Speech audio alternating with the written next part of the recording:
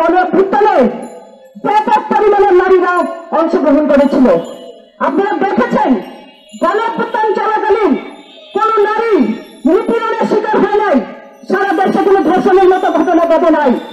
আজকে গণঅভ্যুত্থানে যদি আমরা নারীদের জন্য এত বড় নিরাপত্তা বলয় গড়ে তুলতে পারি, আজকে কেন আমাদের দেশকে নিরাপদ করতে পারছি না এই সরকারের কাছে আমার প্রশ্ন। আজকে কমিউনিস্ট পার্টিকে নিয়ে নানান ধরনের নানান ধরনের কথাবার্তা চলছে।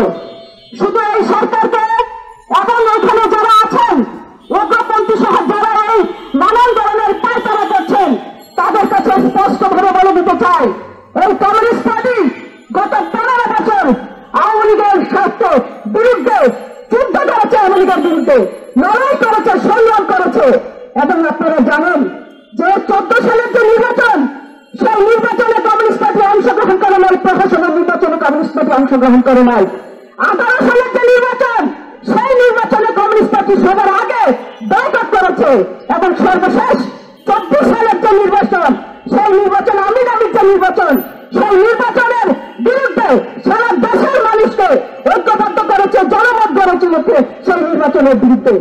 এই গণতন্ত্র রক্ষার লড়াই, ভোটাধিকারের লড়াই কমিউনিস্ট পার্টি করছে। প্রশ্ন করেন অনেকেই, কোন দর্শনের বিরুদ্ধে যখন লড়াই হয়েছিল কমিউনিস্ট পার্টি তার সর্বোচ্চ ভূমিকা রেখেছিল। আজকে কমিউনিস্ট পার্টি গত 15 বছরের অধিক সময় ধরে আপনারা জানেন সেই লড়াই করছে, গণতন্ত্র ভোটাধিকারের জন্য লড়াই করছে।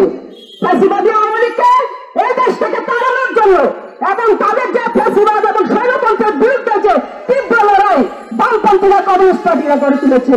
তাই আমরা শুধু একটা স্পষ্ট করে বলে দিতে চাই, আজকে যখন ধর্ষণের বিরুদ্ধে আমরা লড়াই করি, আমরা যখন মজুরি বৃদ্ধির জন্য লড়াই করি, মোট শ্রমিকের মজুরি বৃদ্ধির আন্দোলনের লড়াই করি, আমরা যখন বৃহৎ বৃদ্ধি হলে জনগণের পকেট কাটার বিরুদ্ধে লড়াই করি, আমাদের নিয়ে নানান ধরনের কথাবার্তা এবং পায়তারা ষড়যন্ত্র চলে।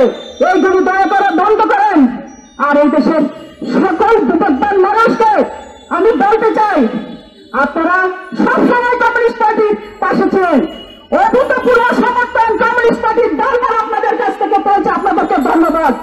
আজকে যে আমরা আসিয়ার স্মরণে এই সকালই করেছি, আসিয়ার হত্যাকাণ্ডের বিরুদ্ধে আমরা যেমন বিচার চাই, প্রত্যেকটা নিপীড়ন নির্যাতনের বিরুদ্ধে, হত্যাকাণ্ডের বিরুদ্ধে বিচার চাই। আমরা বলতে চাই তারা নিপীড়ন করছে, ধর্ষণ এবং নিপীড়ন করছে, তাদের বিরুদ্ধে এই রাষ্ট্রের পক্ষ থেকে যত পদক্ষেপ না হোক। আন্দোলনের পরে পদক্ষেপ নিলেন, আন্দোলনের আগে কেন পদক্ষেপ নিলেন না? তাই আমরা স্পষ্টভাবে বলতে চাই, এটা গণঅভ্যুত্থানের সরকার। গণঅভ্যুত্থানে আমরা ছিলাম, জীবন বাজি রেখে লড়াই করেছি, আমার বোনেরা আমার ভাইয়েরা জীবন দিয়েছে। তাই আমাদের সাথে কোনো তাল বাহানা করতে আসবেন না।